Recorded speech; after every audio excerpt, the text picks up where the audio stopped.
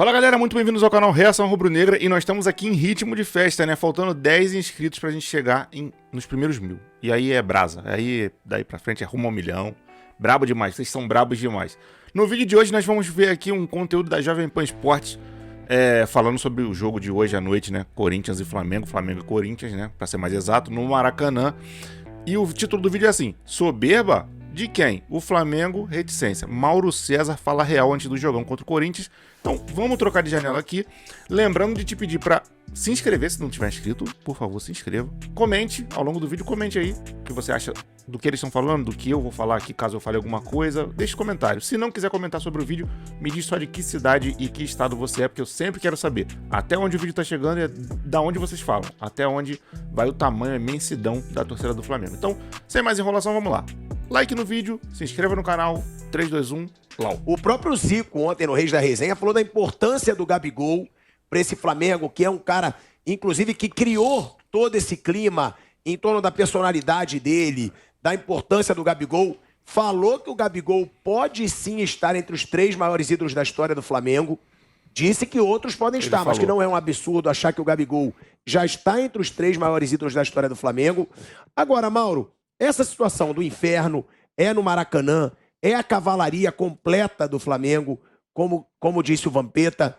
O Flamengo deve pressionar o Corinthians o jogo inteiro. Claro, não vai defender o resultado.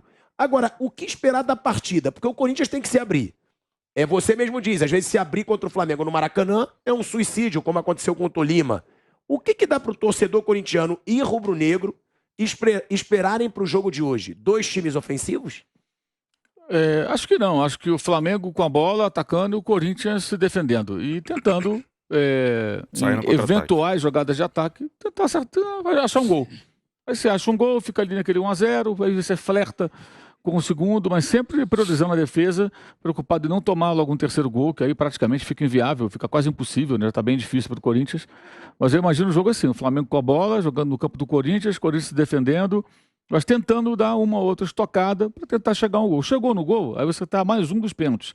Então, primeira meta alcançada. É bem aos poucos, acho que vai ser isso. Não acredito que o Corinthians ataque o Flamengo de qualquer forma, mais ou menos como fez lá o Tolima, né, que tinha perdido por 1-0 e tentou jogar dentro do campo do Flamengo, totalmente exposto. Rapidamente foi tomando 2, 3 gols, tomou de 7. Não acredito que o Vitor Pereira faça isso, não. Imagina o Corinthians tentando ficar um pouco mais com a bola, cadenciar mais o jogo. Aí a presença de Renato Augusto e William ajuda bastante. Mas sem se mandar de forma translocada para cima do Flamengo, porque realmente seria, me parece, quase um suicídio, né? Então a tendência, acho que é o Corinthians ser bem cauteloso e tentar um passo de cada vez. Tentar fazer um gol, faz um gol, se defende, começaria, no caso, no cenário desse, a ter um certo nervosismo do outro lado, porque a responsabilidade de classificação, nesse momento, ela é do Flamengo, né? Pela vantagem que tem. O Corinthians, ele, não vou dizer que é um franco atirador, mas ele já entra em campo numa situação muito desfavorável, né? Então, eu acho que o jogo vai ser nessa toada, não acho que vai ser diferente disso, não. Vanderlei Nogueira e Bruno Prado. O Mauro deixa claro que acha que o Corinthians não vai para cima. Realmente, tem uma diferença de 2 gols a favor do Flamengo. Então, seria esperar um Corinthians de contra-ataque, tentando usar velocidade. Será, então, que vai usar o Renato Augusto e o William no time titular, já que são 2 jogadores que estão voltando agora a jogar, não vão estar num ritmo acelerado?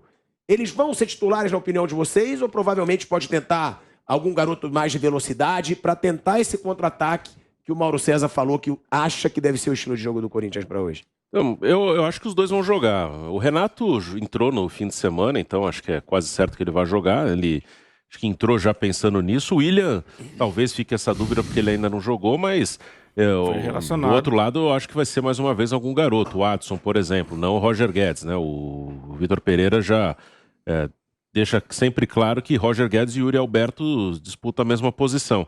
Eu concordo com o que o Mauro falou. Também não acho que o Corinthians vai sair com tudo, porque, assim, é claro que ele precisa de gols, mas é a estratégia. Acho que o Corinthians tem que fazer o melhor jogo possível, dentro do que ele pode fazer, dentro do que ele pode encarar o Flamengo.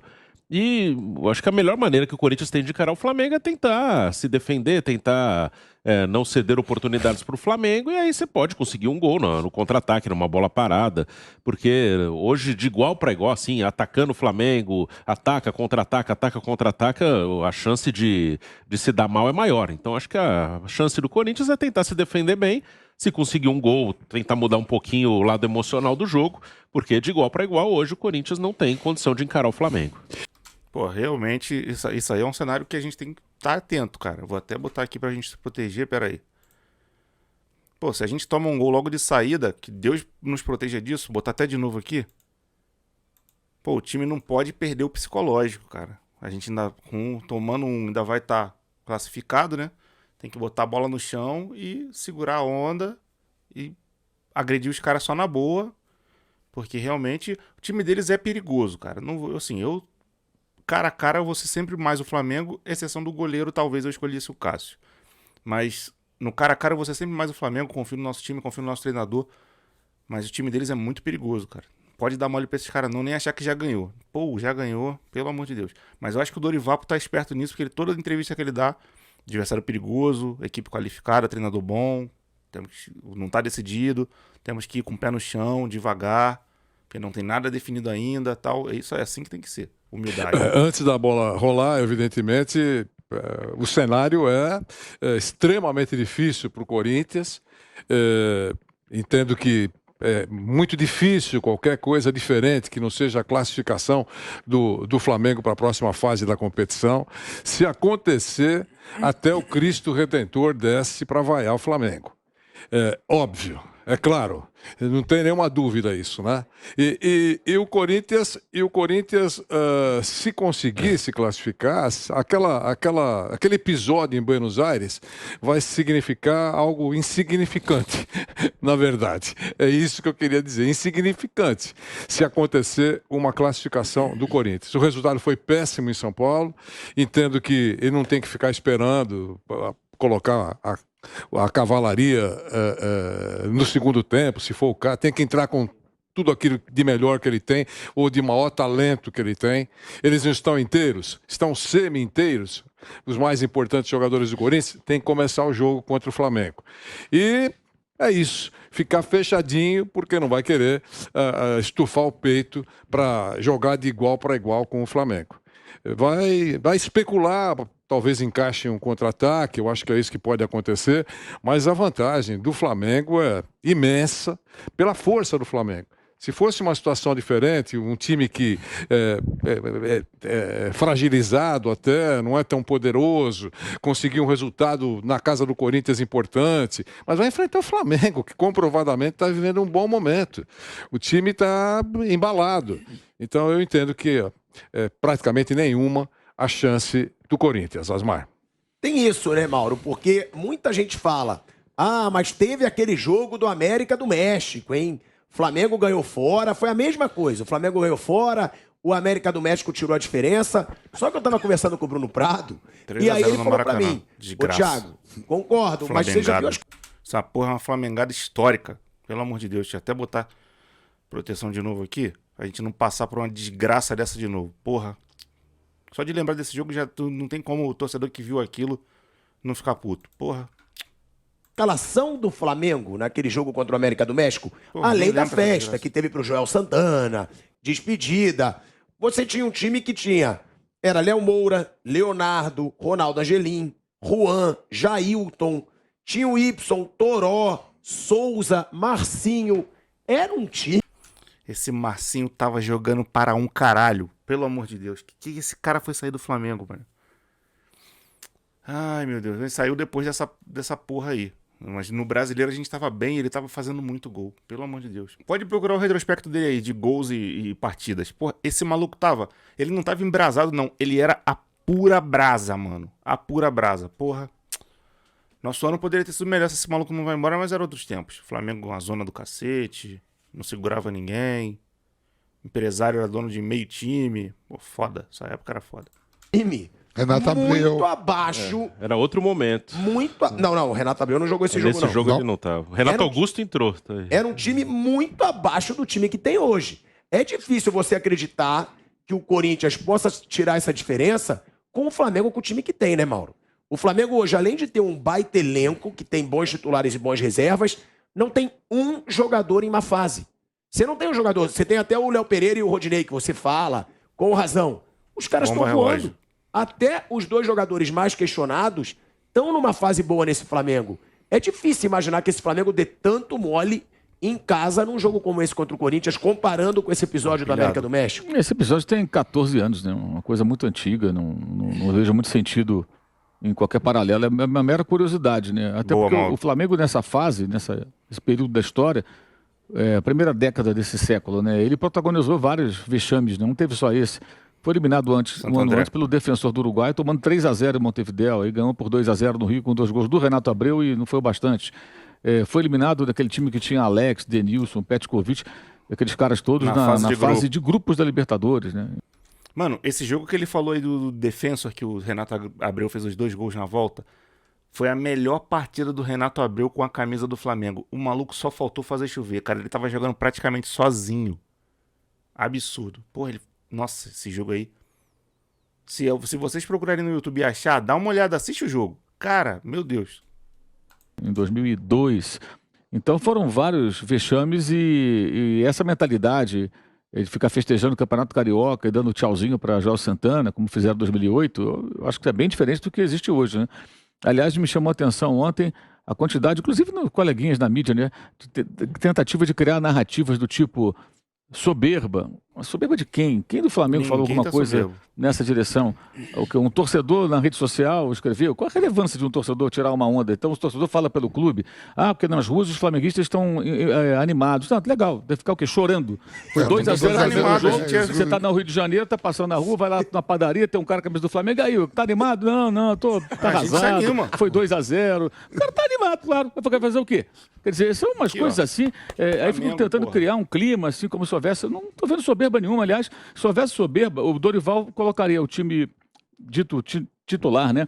Contra o São Paulo e hoje colocaria o reserva. Ele ia pensar, não, com o São Paulo está 0-0. Com o Corinthians está 2-0. Então eu vou colocar o Marinho, o Lázaro, né? Aquele time lá, o Ayrton Lucas, o Mateuzinho, esses caras todos contra o Corinthians. Já estou classificado. Não, ao contrário. Ele colocou o time reserva, lançou alguns jogadores no final, dos 20 minutos em diante, para tentar assegurar uma vitória que era importante, né? Como aconteceu. E os caras estão guardados para o jogo de hoje. Ele ainda disse, não tem nada decidido, o Corinthians é um time extremamente perigoso, tem que preservar os jogadores para poder esse confronto muito complicado. Porra, não tem soberba nenhuma da parte do Flamengo, não tem. Mas a gente que é torcedor, a gente é torcedor, né? Eu acho que essa é uma demonstração inequívoca de respeito ao Corinthians e à competição e ao futebol. Porque é óbvio que se você jogar mal, o seu adversário, seja qual for, ele pode surpreender. Claro, sempre existe essa possibilidade. Mas não vejo nenhuma empáfia ou coisa parecida, né? Eu vi gente lá, ex-jogador do Corinthians, falando tem que respeitar o Corinthians. Quem está desrespeitando o Corinthians? Eu não vi. Claro que tem que respeitar, mas alguém está... Assim, a coisa é colocada de uma maneira como se alguém estivesse tirando onda. Tenta forçar uma barra para gerar uma motivação em cima do que não existe. Isso aí me lembra do ano passado, antes da final da Libertadores, que fizeram com o William Arão. Perguntaram ao Arão, palpite pro jogo, Arão? Tal, não sei o que e tal. Eu gostaria que fosse 2-0. Aí pegaram aquilo, Arão já disse que já ganhou, não falou nada disso, gente. Quer dizer, que nem esses podcasts agora que tem um monte, né? É impressionante, cara, como os caras fazem títulos das chamadas, dos cortes, tirando do contexto. Você vai ver o que a pessoa falou, o cara falou uma outra coisa. Assim, é desonesto até. É uma coisa assim, bizarra. Você vai ver ali, o título é uma coisa, o cara tá falando outra totalmente diferente. Não, na verdade, isso aí eu não fiz, não. Isso aí é uma vacilação mesmo. Realmente, não, isso aí eu falei que já fiz muito isso, mas não tirar as coisas do contexto. Realmente, né? Porque fazer clickbait, essas coisas a gente faz, mas, pô, e os vídeos com contexto, dentro de um contexto, né? Importante. Pega uma frase assim pensada e tiram do contexto para tentar atrair a atenção e o clique do internauta. Mas aí no teu canal, o Mauro piscando, no teu canal aí o Jovem Pan também faz isso doidado. Porra. Então, eu acho que assim, o Flamengo está fazendo tudo direitinho, pode até perder, pode ser eliminado, aí é futebol. Mas se preparando para o jogo, não vejo nenhuma declaração com esse viés aí de soberba, empáfia. E é um jogo com o Corinthians vai tentar uma missão muito difícil, e é evidente que o Flamengo tem uma vantagem muito grande, não só pela fase do jogador, mas pelo placar, e pelo que foi o jogo passado, pela imposição no jogo passado. Gente, 2-0 foi barato. No final do jogo foram mais 2, 3 chances Zico me deu um claras. abraço ontem, mano. Ele falou, deu uma sorte que era pra ser um 5 no segundo tempo. Zico passou pra mim. Porque o segundo tempo do Flamengo foi pra fazer mais. Você vê que o Cebolinha perde gol na primeira oportunidade dele. O Vitor Hugo no último lance. Até o Galinho falou, era pra ter liquidado. É expectativa, né? O Mauro César citou as redes sociais, e é verdade. Mas quando parte de torcedor, a gente até entende, fé, esperança, o Corinthians é garra, aquelas palavras todas que acompanham o Corinthians há décadas, né? É isso, o torcedor espera que alguma coisa diferente, alguma coisa épica aconteça. Mas friamente, que acho que é o nosso caso aqui, friamente é muito difícil, é uma coisa assim, você vai tentar alguma coisa que praticamente não vai acontecer. O que pode acontecer? O Corinthians perder, mas não abrir o peito para enfrentar o Flamengo, porque pode tomar uma goleada. Aí machuca muito mais do que a situação atual. Então ela vai ter que ser um time, digamos, semi-cauteloso, porque precisa de gols. Mas a vantagem do Flamengo é em função do adversário que eu estou falando. A vantagem do Flamengo é imensa, né? Acho que até acho que um lúcido torcedor do Corinthians pensa dessa maneira. É muito difícil, né? Mauro e Vanderlei, sobre os dois treinadores, tá, do jogo de hoje. O Dorival, primeiro, vocês acham que o Dorival é uma unanimidade? Porque o Dorival chegou, mudou o time do Flamengo, já está aí há 8 jogos invicto, não perde há 8 jogos. Além disso, tem esse assunto da renovação do Dorival. O Dorival tem contrato até o fim desse ano. E já se fala, será que já tem que renovar o contrato do Dorival? Ou é melhor... Tem que esperar até o final do ano para conversar isso com ele depois que já tiver esgotado as competições e tal. O que deveria acontecer era uma conversa com ele para pedir a ele para que ele tenha a decência e antes de pensar em qualquer decisão para o futuro, conversar primeiro com o Marcos Braz, com o Bruno Spindel, com o Landim, sei lá, com quem ele tiver que conversar. Porque assim, por que eu digo decência? Porque assim, ele pode ficar na dele e o agente dele vê um outro clube para ele ir, o contrato dele vai acabar mesmo e ele ficar tranquilo para ir e tal. Então, tipo assim, não decide. O que deve acontecer é tipo uma conversa de um acordo de cavaleiro perto de mão, fio do bigode. Falar, ó, não decida seu futuro até a gente acabar as competições no final do ano. A gente senta e conversa. Se você tiver propostas de você deixar elas em stand-by, o máximo que você puder. E quando estiver mais próximo do final da temporada, a temporada se encerra um pouco antes, a gente senta e conversa a respeito disso. Em primeiro momento, a gente tem interesse com certeza na tua continuidade, mas a gente quer aguardar mais um pouco para ver como vai ser, etc. Acredito que você entenda, não sei o quê. Porque não faz sentido nenhum. Você acaba de contratar o cara, tem 2 meses, até o final do ano, e já aí, na sequência já faz um novo contrato. Não acho que precisa. Tem um contrato até o fim do ano, deixa o cara viver, participar das competições e depois, mais pra frente, se conversa sobre isso. Agora aguardar para ver se vai conquistar resultados. Primeiro essa pergunta. Dorival já tem que renovar? O Flamengo já trabalha pela renovação do Dorival? E outro, o Vitor Pereira. É a hora dele mostrar o treinador foda que ele é? Porque é uma situação que é dificílima. A gente já falou disso contra o Boca Juniors. O que ele conseguiu naquela Bombonera, mas ali ele não precisou jogar, né? Ele precisou se defender ao máximo e não levar o gol. Hoje não. Hoje ele tem que jogar. Hoje ele tem que arrumar uma forma de chegar no gol do Flamengo e mais de uma vez. O desafio é mais complexo, né? Embora no outro jogo ele tivesse com o time mutilado, de fato ele não precisou atacar. O objetivo era empatar o jogo e ganhar nos pênaltis, como acabou acontecendo. Hoje ele tem que fazer 2 gols para conseguir essa possibilidade. Eu acho sim que hoje é uma oportunidade até do Vitor Pereira mostrar algo diferente. De repente o Corinthians pode até ganhar de 1-0 e ser eliminado, mas jogar melhor. Mais ou menos como aconteceu com o Santos, que tomou de 4-0 na Copa do Brasil em Itaquera, mas ganhou o jogo de volta de 1-0, que teve o mínimo de dignidade. Eu acho que isso é o mínimo que o Corinthians tem que fazer, tentar jogar o jogo. Se não for possível ganhar pelo placar de que necessita, mas tentar vencer o Flamengo. Eu lembro que em 2018, na Libertadores também, essa mesma fase, né? O Cruzeiro foi ao Rio de Janeiro, ganhou do Flamengo de 2-0, com um gol de Arrascaeta, inclusive, e aí perdeu por 1-0 em Belo Horizonte. Mas foi um gol do Flamengo no final. Só que quando fez aquele gol no final, aí ficou aquela situação. E se, né? No final ali o Flamengo, nos acréscimos, dota uma pressão e faz 2-2. Eles iriam disputar nos pênaltis. Então a vantagem do Cruzeiro... Só que aquele time do Cruzeiro era o time do Mano Menezes, né? Aquele que fica defendendo o resultado, senta em cima do placar, da vantagem. eu acho que hoje o Flamengo vai buscar de cara um terceiro gol, para resolver o quanto antes. Acho que por isso que eu acho que o Corinthians vai ter que ter muito cuidado inicialmente, porque a tendência é de ser muito pressionado e se tomar um gol logo de cara, aí fica quase impossível, né? 3-0, aí o clima no estádio fica ainda pior para o time visitante e tudo mais. Então por isso que eu acho que o Corinthians vai ter que ter uma estratégia, não sei exatamente como o Vitor Pereira vai trabalhar, mas eu imagino que ele vai ter uma estratégia de cadenciar o jogo, suportar a pressão, deixar o tempo passar e não necessariamente com jogadas de velocidade, mas tentar chegar trabalhando na bola ou com velocidade, ou na bola parada, tentar chegar no ataque, tentar um gol. Achou um gol, opa, metade da tarefa cumprida. E aí você vai continuar suportando uma pressão, tentando passar o nervosismo para o Flamengo e aí tentar o segundo gol. É passo a passo. Não dá para estabelecer, temos que fazer um gol até tantos minutos. Tem 90 minutos para fazer 2 gols.